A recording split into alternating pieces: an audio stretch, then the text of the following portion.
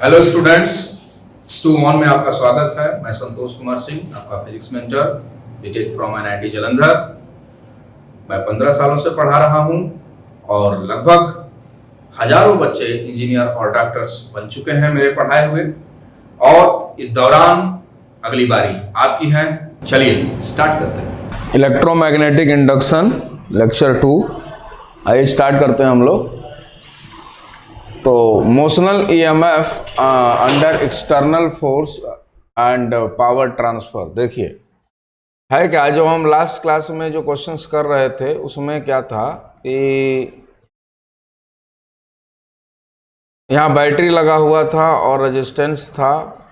यहाँ पे कोई बैटरी है नहीं, यहाँ पे एक एक्सटर्नल फोर्स है जिसकी वजह से यह AB जो वायर है जिसका लेंथ L है और इसका मास M और ये हॉरिजॉन्टल रेल P और Q पे रखा हुआ है। देखिए क्या होने वाला है सिचुएशन, ध्यान रखिएगा। यह एक क्वेश्चन की भी तरह इसको ट्रीट करेंगे और एक कंसेप्ट भी है।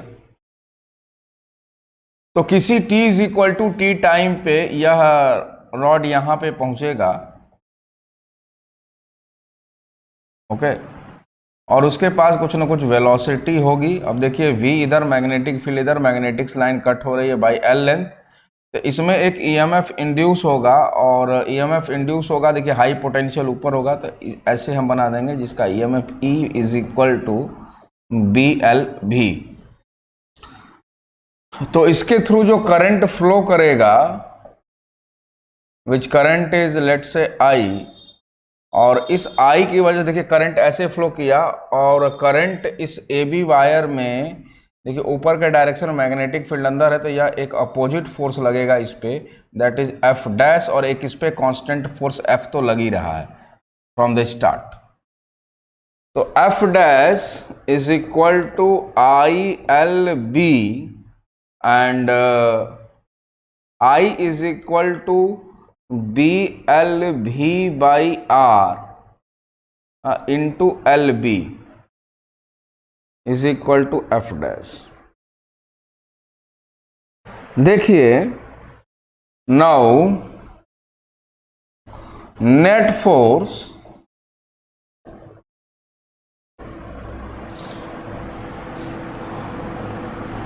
ऑन वायर AB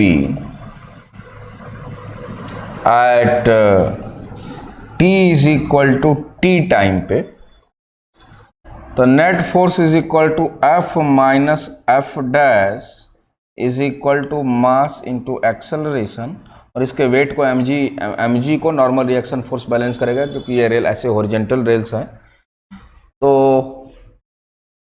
देखें F - F', तो देखिए F - B²L² V, okay, by R = M × A, और यहां से मैं A = लिखना चाहता हूं। तो A = देखिए एलसीएम पहले लेते हैं, FR - B²L² V और होल डिवाइड बाई R, और उधर से M से डिवाइड हो जाएगा तो MR, और which is equal to dV/dt। अब V वाले इस पूरे टर्म को एक साथ करते हैं, तो dV/FR - B²L² V = dt/mr। ध्यान दीजिएगा, जब टाइम 0 था उस समय वेलोसिटी 0 था, इसी टाइम t पे वेलोसिटी v होगा। This will be the differential equation between force and velocity and time. तो डिफरेंशियल इक्वेशन सेटअप हो गया। अब उसके बाद देखिए हम इसको डिफरेंशिएट करते हैं, तो इस पूरे टर्म को x समझते हुए देखिए लिख रहा हूं ln FR - B²L² V by और देखिए इसके डिफरेंशियल पार्ट से डिवाइड हो जाएगा, तो इसका डिफरेंशियल पार्ट होगा, क्योंकि देखिए एफ आर तो जीरो हो जाएगा, बचेगा बी स्क्वायर एल स्क्वायर, और लॉग पे लिमिट पुट होगा from 0 to v is equal to T by M R. इसके बाद का देखिए जो कैलकुलेशन है वो मैं अलग पेज पे करता हूँ, थोड़ा ध्यान दीजिएगा। F R minus B square L square, तो पहले v पुट करेंगे तो यह सेम वैल्यू हो जाएगा, जब 0 पुट करेंगे तो ये 0 का, बट एफ आर बचेगा, तो ln F R minus B square L square V divide by F R, ये हो गया लिमिट पुट करने के बाद, और इज इक्वल टू, ये देखिए ये जो इधर वाला टर्म है minus B square L square, इसको हम मैं उधर यदि मल्टीप्लाई कर देता हूं तो देखिए क्या बचेगा,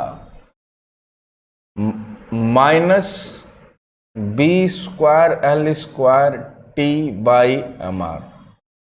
अब मैं लॉग को हटाता हूं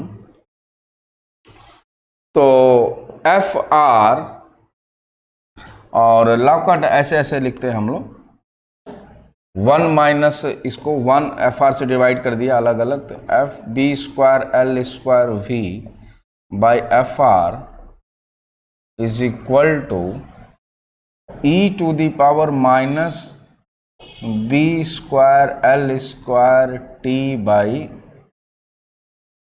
एम आर। अब हमें v इज इक्वल टू, देखिए v कितना आएगा, तो इसको इधर और इसको इधर यदि हम प्लेस करें तो v इज इक्वल टू, देखिए मैं फाइनल आंसर लिख रहा हूं, F R upon B square L square 1 minus E to the power minus B square L square T by M R. देखिए ये आ गया,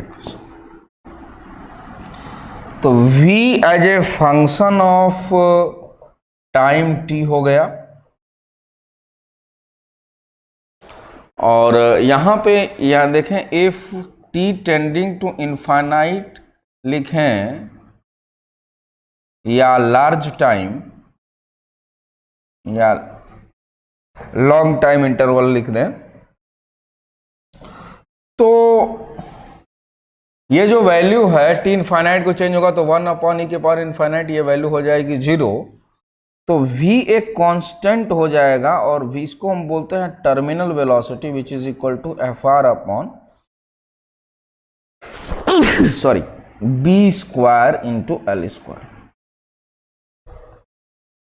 देखिए टर्मिनल वेलोसिटी यानी ये है, this one is called terminal velocity.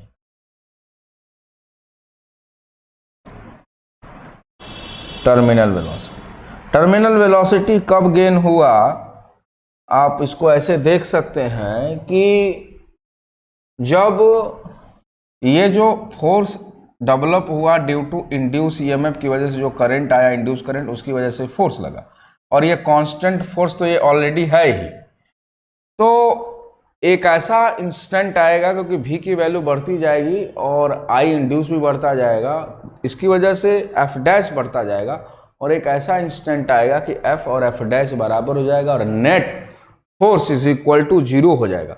देखिए यही net force is equal to 0, f minus F dash is equal to 0, तो यहीं से आप देख पाइए, देखिए तो f is equal to B square L square V by R हो जाएगा, और यहीं से v बराबर F R upon B square L square हो जाएगा, और वही आया है उस इक्वेशन से after a long time interval, यही चीज आया है। देखिए यानी जब आप टर्मिनल वेलोसिटी को गेन करते हैं उस समय एक्सेलरेशन आपका 0 हो जाता है, और एक्सेलरेशन 0 हो गया, और एक्सेलरेशन 0 होते ही हम कहेंगे कि I की वैल्यू कोई, देखिए यहां पे एक ऐसे I मिल जाएगा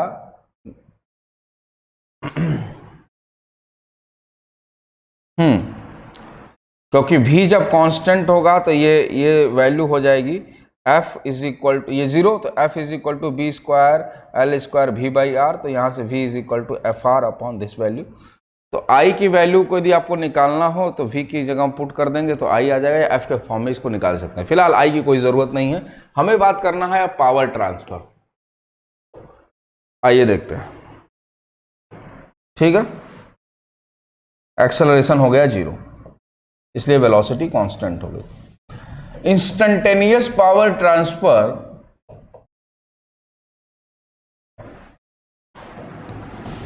ये जो फोर्स लग रहा था ए बी वायर पे, उससे वह कितना पावर ट्रांसफर कर रहा होगा, तो P is equal to F into V होता है, और v as a function of time t हमें पता है।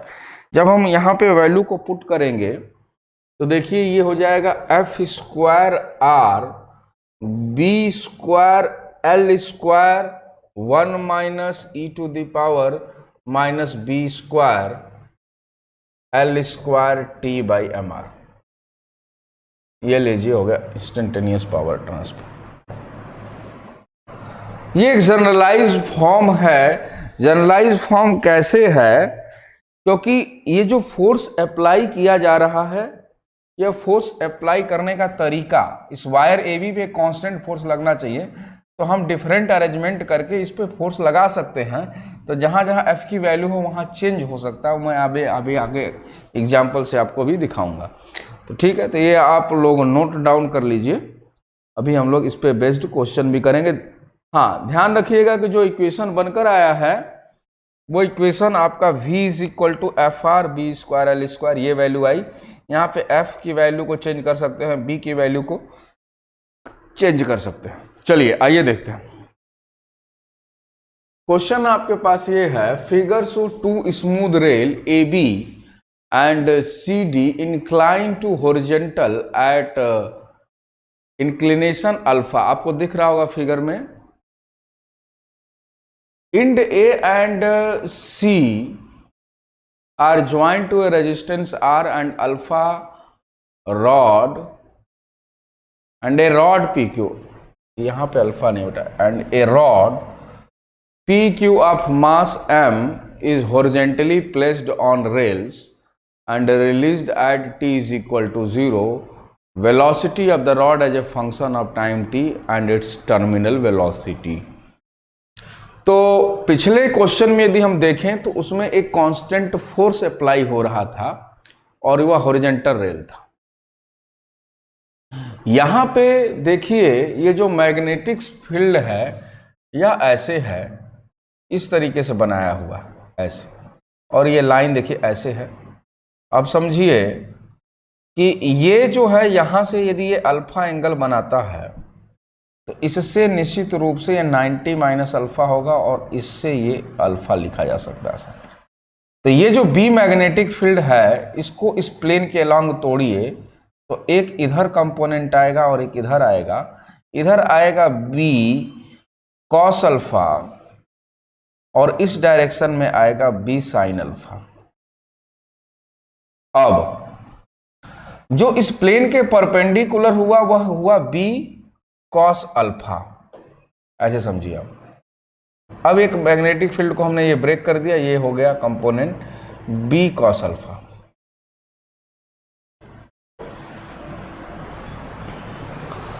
तो और बी साइन अल्फा देखिए ऐसे हो गया। यदि कोई मैग्नेटिक्स लाइन किसी प्लेन के ऐसे है, पैरेलल है, और एक वायर यदि ऐसे मूव करता है तो वो मैग्नेटिक्स लाइन को कभी कट नहीं करेगा।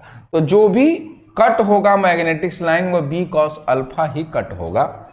और देखिए जो इस पे कांस्टेंट फोर्स लगेगा, तो देखिए इसका वेट पूरे को यदि हम एक पॉइंटेड समझें, पी क्यू को यदि हम पॉइंटेड समझे, तो देखिए एम जी होगा डाउनवर्ड, और इस प्लेन के अलोंग इधर इस पे लग रहा होगा एम जी साइन अल्फा, और इधर एम जी यह पी क्यू पॉइंट है, ध्यान दीजिएगा यह पॉइंट पी क्यू है। ये हम ऐसे यदि देखें इसको ऐसे करके तो ये पी क्यू दिखेगा, और ये है एम जी कॉस अल्फा। तो एम जी कॉस अल्फा को तो नॉर्मल बैलेंस कर देगा, पर M G sine alpha this will be your constant force as like previous concept.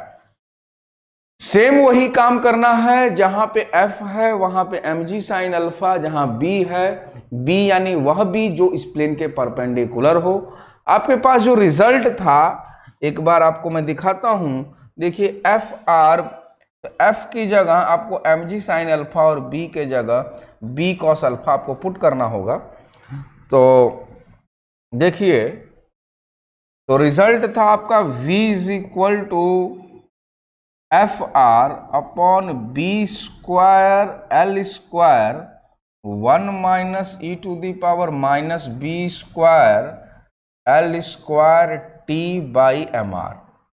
अब as per the previous concept, तो V is equal to F की जगह जो कांस्टेंट फोर्स लगेगा वो रॉड पे mg साइन अल्फा।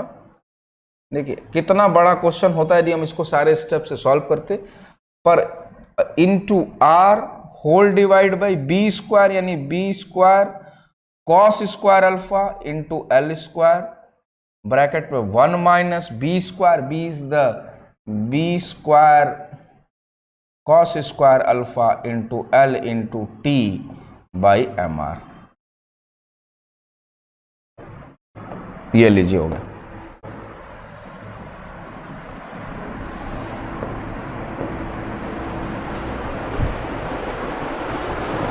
ठीक है, तो इसी ऐसे ही कंसेप्ट पे, हाँ हमें इसमें टर्मिनल वेलोसिटी भी आपसे पूछा हुआ है। तो टर्मिनल वेलोसिटी के लिए आप क्या करेंगे, ये वैल्यू 0 हो जाएगी t टेंडिंग टू इनफाइनाइट, तो vt इज इक्वल टू यहीं से लिख सकते हैं mgr sine alpha divide by B square L square cos square alpha. ये हो गया terminal velocity. Okay, moving to the next question. Figure show 2 vertical smooth rail AB। ये देखिए AB एंड CD दो रेल है, दोनों वर्टिकल है, अब हॉरिजॉन्टल रेल नहीं है। यानी ये जो रॉड होगा PQ, जो रॉड दिख रहा है वो अंडर ग्रेविटी आएगा नीचे। A rod PQ of mass M horizontally kept on touching both of the rail as shown, दोनों को टच कर रहा है, is released at t is equal to 0। इसको t इज इक्वल टू 0 से रिलीज किया गया and it is remains in contact with rail. मतलब वह जब डाउनवर्ड आ रहा होगा अंडर ग्रेविटी, तो वह उसके कंटेक्ट से, यानी इससे जो रेल्स हैं उससे कंटेक्ट बनाकर ही आ रहा होगा, उससे बाहर नहीं निकल रहा होगा। ठीक है ना, कंटेक्ट बना हुआ है during its fall. Find the charge on capacitor as a function of time t। ये देखिए अभी 2018 में यह क्वेश्चन आ चुका है और इसमें डेटा बेस्ड क्वेश्चन दिया हुआ था और नीट में आया हुआ था क्वेश्चन। सेम यही क्वेश्चन है, आप चेक कर सकते हैं। तो देखिए हम लोग वेरिएबल बेस्ड करते हैं, डेटा तो हम लोग पुट कर लेंगे। कंसेप्ट समझिए कि यदि ये रॉड जो PQ रॉड है वह अंडर ग्रेविटी आएगा तो कुछ ही समय के बाद वह कुछ वेलोसिटी गेन कर लेगा। हमें जनरल टाइम पे स्टडी करना है, तो t is equal to T time इसके पास वेलोसिटी होगा और यह अंडर g आ जरूर रहा होगा पर इसके पास इफेक्टिव एक्सेलरेशन g नहीं होगा, a होगा। बताता हूं मैं क्यों। समझिए कि जब यह PQ रेल्स आया होगा उस समय मैग्नेटिक्स लाइन को कट किया होगा। देखिए मैग्नेटिक्स लाइन इधर है तो PQ के पास वेलोसिटी इधर और मैग्नेटिक्स लाइन कट हो रही है। देखिए एक EMF इंड्यूस होगा जिसका हाई पोटेंशियल ये इंड बनेगा, लो पोटेंशियल ये, और E बराबर हम लोग लिख सकते हैं BL और उस समय वेलोसिटी है V, BLV। इसकी वजह से एक करंट फ्लो करेगा अक्रॉस दिस कैपेसिटर और करंट फ्लो किया, उसी समय चार्ज मान लिया कि चार्ज होगा Q, इस कैपेसिटर Q तक चार्ज हो चुका होगा। वह करंट I क्या होगा वह बाद में निकालेंगे, फिलहाल I करंट की वजह से, देखिए इस I की वजह से जो कि इंड्यूस करंट है उसकी वजह से एक फोर्स लगेगा। देखिए कैसे, आई इधर है, मैग्नेटिक फील्ड अंदर, आई एल क्रॉस बी लगा रहा हूं, आई इधर, मैग्नेटिक फील्ड अंदर, इस पे फोर्स लग रहा है upward which is equal to F. और कौन सा फोर्स है नीचे, तो कहेंगे फोर्स ड्यू टू ग्रेविटी, यानी mg is the gravitational force and f is the force due to induce current in this magnetic field. तो रिजल्टिंग फोर्स की वजह से जो एक्सेलरेशन होगा a होगा, इसीलिए मैंने कहा कि वो अंडर ग्रेविटी आ जरूर है, पर एक्सेलरेशन उसका g नहीं है, उसका a एक्सेलरेशन है। तो net force F net is equal to mg minus F, या हम लिख सकते हैं mg माइनस और force is I L B और which is equal to m into a. देखिए अब a इज इक्वल टू क्या लिखा जाए, तो a इज इक्वल टू हम लिखेंगे mg minus I L B whole divide by m। This one is the effective acceleration of rod PQ under this situation. Okay, but आप ध्यान दीजिए, हमसे तो पूछा हुआ है charge as a function of time t, तो चार्ज के लिए Q बराबर होता है CV, C कैपेसिटेंस पता है और V is the potential difference develop when the magnetics line cut by the wire PQ and induced EMF will be its potential difference of the capacitor यानी CE, where E is equal to BL V। देखिए Q is equal to CV यानी CE और CE is equal to BLV। ये देखिए Q is equal to आ गया, तो यहां से तो Q as a function of V दिख रहा है, पर हमसे पूछा क्या है, charge on capacitor as a function of time पूछा है। ठीक, क्योंकि इसका पोटेंशियल डिफरेंस भी है तो इसका भी V होगा, इसलिए CE लिख दिया। यहां तक तो क्लियर है। अब देखिए Q is equal to C into B into L into V, V as a function, V का फंक्शन आया। यदि हम V को टाइम का फंक्शन निकाल लें, V को यदि हम टाइम का फंक्शन निकाल लें और यहां पे पुट कर दें तो Q as a function of time हो जाएगा। आइए देखते हैं क्या करना है, डिफरेंशिएट करिए इसको dq बाई dt, क्योंकि I की आवश्यकता होगी, वहां पे I पुट करेंगे हम लोग, which is equal to I, और देखिए यह CBL और इंटू dV बाई dt। देखिए dV बाई dt होगा क्या, तो वही dV by dt is the effective acceleration, जिस रेट से वेलोसिटी चेंज हो रहा है वही इफेक्टिव एक्सेलरेशन है, which is equal to a। तो I is equal to CBL A and we are going to put this value at this location of I। देखिए CBL into A, तो acceleration ये ऊपर वाला जो है मैं इसको हटा रहा हूं। देखिए A is equal to mg minus CBLA। देखिए CBLA आई हो गया into L into B, L square B square, okay, divide by M। आप इसमें देख पाए तो A दोनों तरफ है, तो A को पहले एक साइड करिए, एक साइड करेंगे तो क्या रिजल्ट आएगा, देखिए ये टर्म हो जाएगा G और अलग अलग डिवाइड कर दिया, minus B square L square CA by M is equal to A। जब A को इधर ले आएंगे तो A हो जाएगा कॉमन, और देखिए बचेगा क्या, 1 plus B square L square C by M, तो यहाँ पे एम लिखकर होल डिवाइड बाई एम कर दिया और इज इक्वल टू जी। यहां से जो एक्सेलरेशन आएगा, ये वाला पोर्शन में हटा रहा हूं, देखिए a is equal to m g upon m plus b square L square c आया, और ये देखिए जो एक्सेलरेशन है वह कांस्टेंट आया है। जब एक्सेलरेशन कांस्टेंट है तो हम बेसिक इक्वेशन ऑफ मोशन लगा सकते हैं, v is equal to you plus A T, S is equal to U T plus half A T square. तो ये वाला इक्वेशन हम लोग यूज कर सकते हैं। तो देखिए अब v बराबर क्या होगा,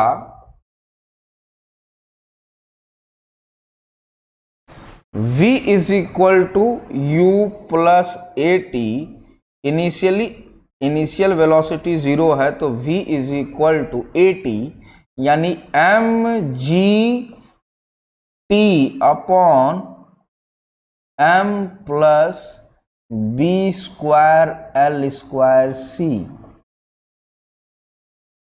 ये आया v इज इक्वल टू।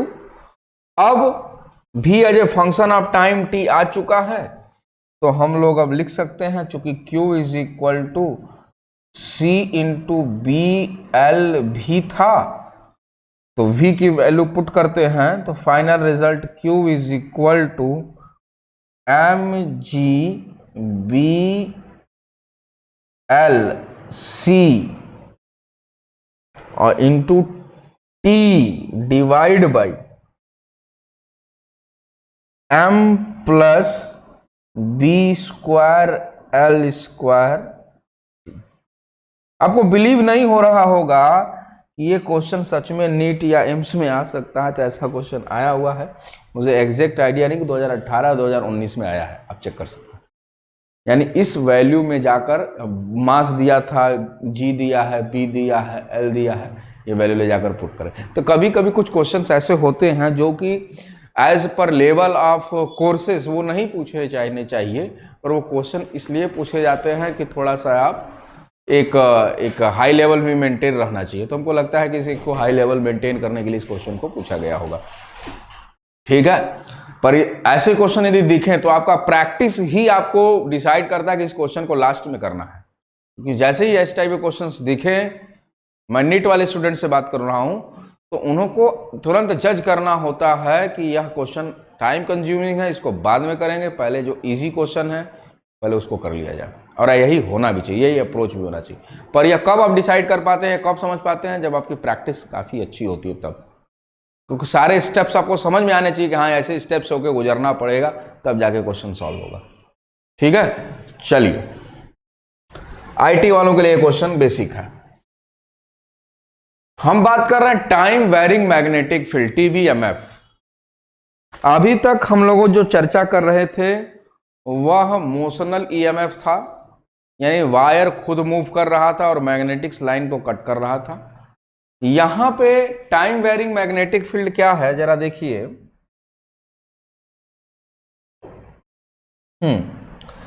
जैसे ये रीजन है, फिर से जो फैराडेज लॉ वाले कंसेप्ट पे फिर से आते हैं हम लोग, और कि मैग्नेटिक्स लाइन किसी वायर के थ्रू यदि कट होती हैं या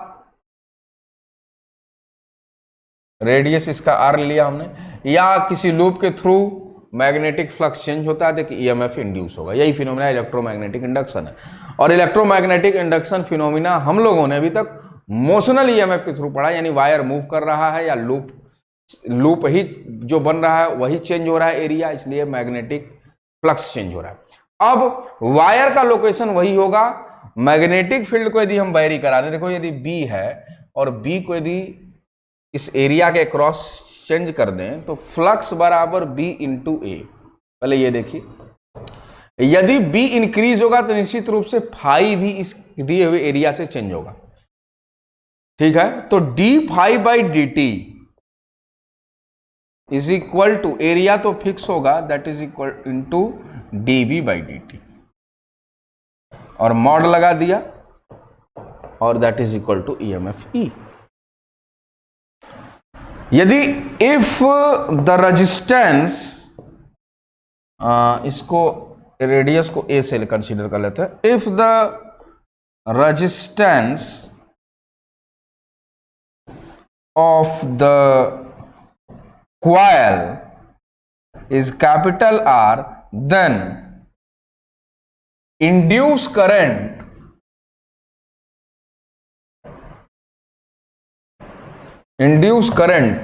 that is E by R which is equal to I, and देखिए क्या बनेगा ये, या इसको लिख सकते हैं A by R into D, क्योंकि E बराबर ये वैल्यू है, इंटू dB by dt। एक इंड्यूस करंट डेवलप होगा। अच्छा, अब यदि टोटल नंबर ऑफ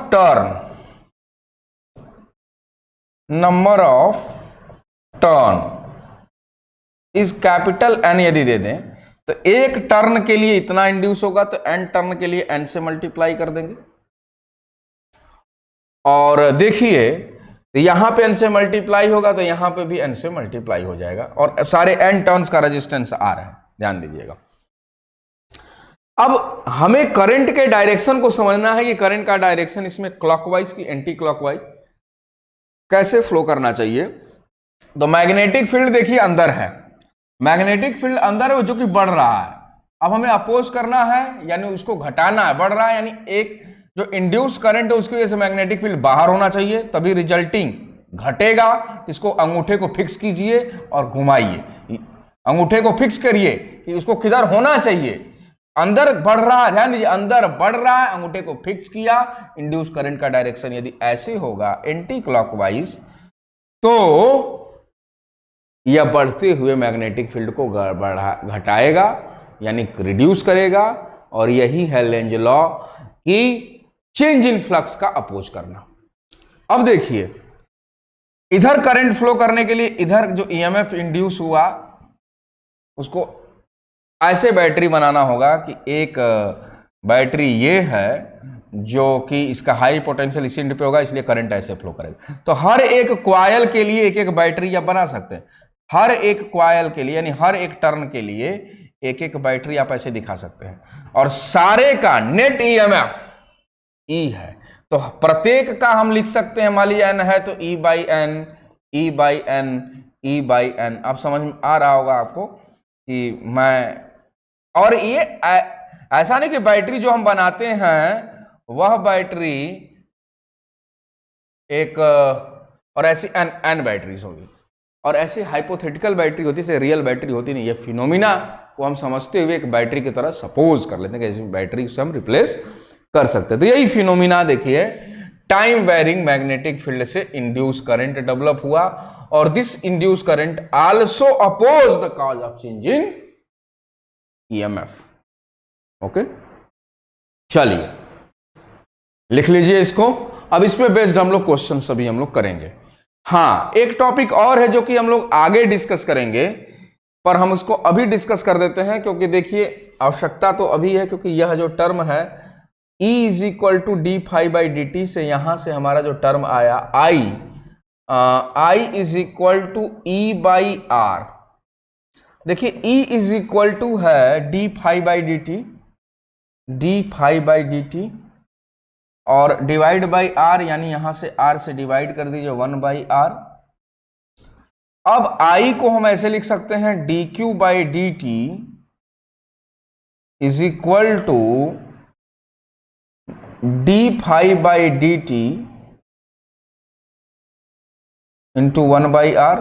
इसको भी मॉड ले लीजिए, डी टी को कैंसिल आउट करिए, तो यहां से हम लिख सकते हैं डी क्यू को ऐसे लिख दें delta Q is equal to delta phi into R by R.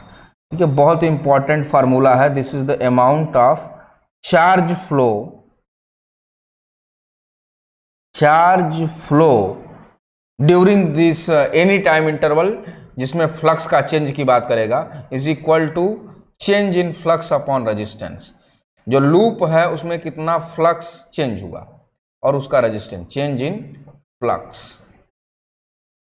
तो charge flown is equal to change in flux divide by resistance, divide by resistance. ये भी फार्मूले को ध्यान रखिए, इस पे भी बेस्ड हम लोग क्वेश्चन आगे करेंगे। चलिए लिख लीजिए इसको। तो देखिए, charge flown through a coil due to charge in flux, तो इसकी डिस्कस हम लोग अभी प्रीवियस स्लाइड में ही कर चुके हैं। क्वेश्चन देखिए ये है, figure show a circular coil of radius small A and resistance capital R is placed in a uniform magnetic induction B.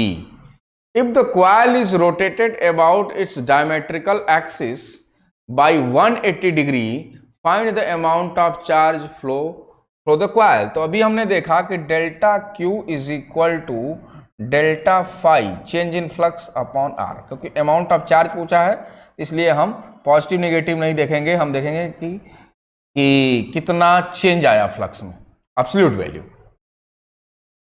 तो अभी आप देखें तो जो भी फ्लक्स है फाई इज इक्वल टू, देखें तो यहाँ पे रेडियस ए दिया है तो b इंटू ए लिखेंगे और b into pi a square हो गया। जब इसको 180 से घुमा देंगे, जब 180 से आप घुमाएंगे तो इसका एरिया वेक्टर चेंज हो जाएगा। बेसिकली फार्मूला तो ये होता है, अभी इनिशियली कंसीडर कर लिया इनके बीच में 0 डिग्री है बी और ए के बीच में। अब इसका एरिया वेक्टर 180 पे आ जाएगा, इसको φ1 कर दें और φ2 finally minus b into pi a square हो जाएगा, क्योंकि cos 180 इज इक्वल टू -1।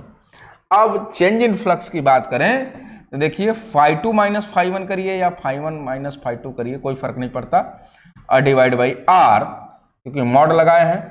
तो ये देखिए दिस माइनस दिस करेंगे तो यह 2 टाइम्स हो जाएगा 2b pi a square by whole resistance is R which is equal to delta Q, and this will be your answer.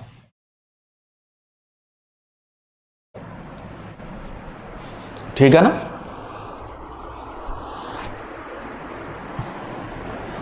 Question है, figure show a wire loop made up a wire having resistance R ohm per meter.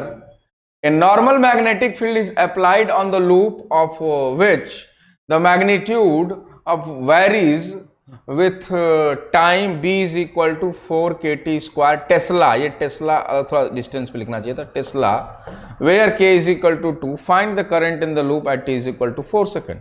देखिए 2 square बने हुए हैं पर है basically एक ही loop, उसको इस तरीके टर्न कर दिया गया कि यह 2 लूप की तरह दिख रहा है। ठीक है, यहां से बाईपास ऐसे एक इसके ऊपर से आ गया, इसका साइड लेंथ b है, इसका साइड लेंथ a है। अब देखिए मैग्नेटिक फील्ड जो लिखा है b is equal to 4 kt square, ये टाइम के रिस्पेक्ट में यदि टाइम बढ़ेगा तो निश्चित रूप से मैग्नेटिक फील्ड भी बढ़ेगा। और मैग्नेटिक फील्ड देखिए अंदर है, तो अंदर यदि मैग्नेटिक फील्ड बढ़ेगा तो इसमें ईएमएफ कुछ ऐसे इंड्यूस होगा कि इसमें भी एंटी क्लॉकवाइज करंट देना चाहेगा, इसमें भी एंटी क्लॉकवाइज करंट देना चाहेगा। तो एक हाइपोथेटिकल बैटरी एक इसके लिए बना दें ऐसे और एक इसके लिए बना दें ऐसे। इसका जो ईएमएफ इंड्यूस होता है इसको E1 लिख दें और इसका ईएमएफ इंड्यूस होता है इसको E2 लिख देते हैं।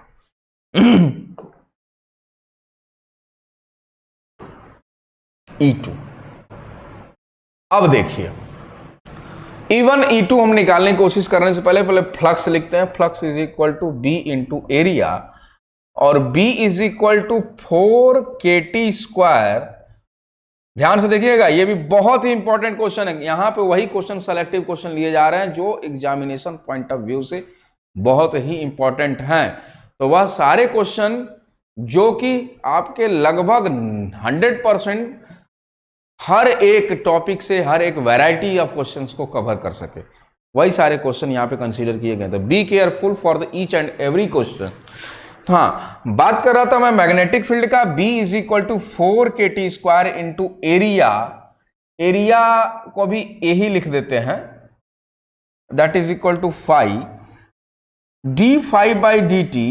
डायरेक्शन हम खुद से डिसाइड करते हैं कि घटेगा तो बढ़ाने की कोशिश करेंगे, हमने देख लिया डायरेक्शन कैसे होगा। E is equal to 8 kt into area, ये हो गया general condition.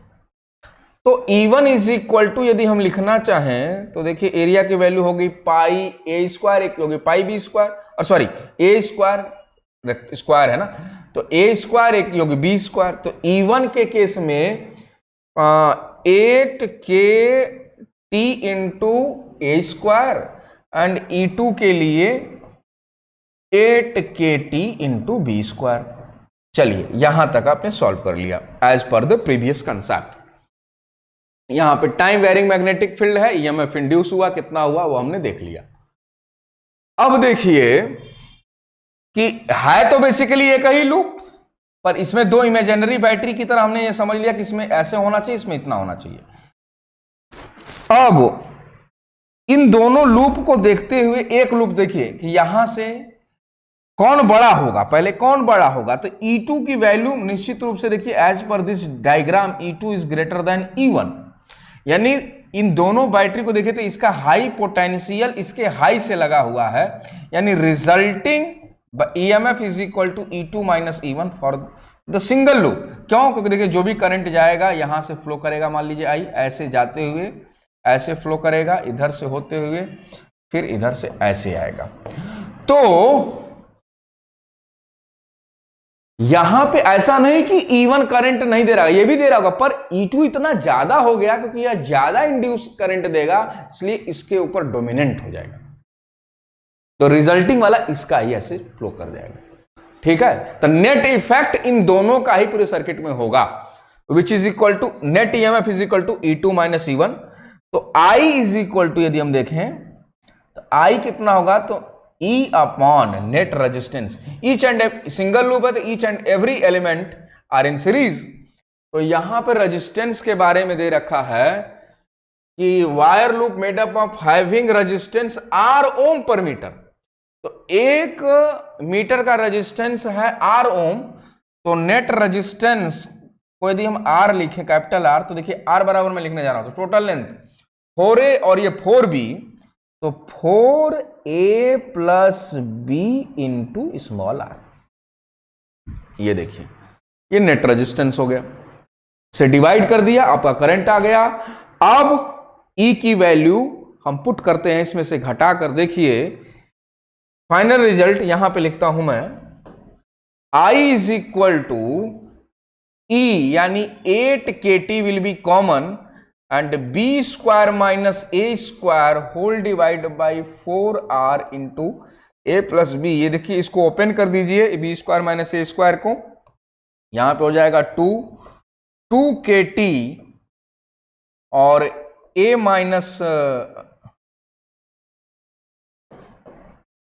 b minus a और b प्लस a वाला कैंसिल हो जाएगा, divide by r which is equal to I। ये देखिए जनरल सोल्यूशन आ गया, I as a function of time t। अब आपसे पूछा है कि k बराबर 2 पुट करिए, t बराबर 4 पुट करिए। चलिए आइए पुट करके फाइनल आंसर हम लोग दे देते हैं। I is equal to 2 into 4 और into b minus a divide by r is equal to 16b minus a by r। This will be your answer. तो इस टाइप के भी वैरायटीज आप क्वेश्चंस को समझ लिए। कोई जरूरी नहीं कि इसको स्क्वायर, इसको रेक्टेंगुलर लूप में कन्वर्ट कर दिया होता, सर्कुलर लूप में कन्वर्ट कर दिया होता, जैसे भी दो लूप में ऐसे घुमा के कन्वर्ट किया होता, तरीका आपका यही होगा। ठीक है ना? तो नेक्स्ट क्लास में बच्चों मैं यहां से इस क्वेश्चन से स्टार्ट करूंगा। ये क्वेश्चन आप देख लीजिए, आपकी स्क्रीन पे आ चुका होगा। आप इस क्वेश्चन को करके आइएगा और नेक्स्ट क्लास में यहीं से आगे मैं चालू करूंगा। Okay, thank you very much. On is to on study is always on. Concepts के बेहतर रियलाइजेशन के लिए इज टू ऑन पर बने रहिए।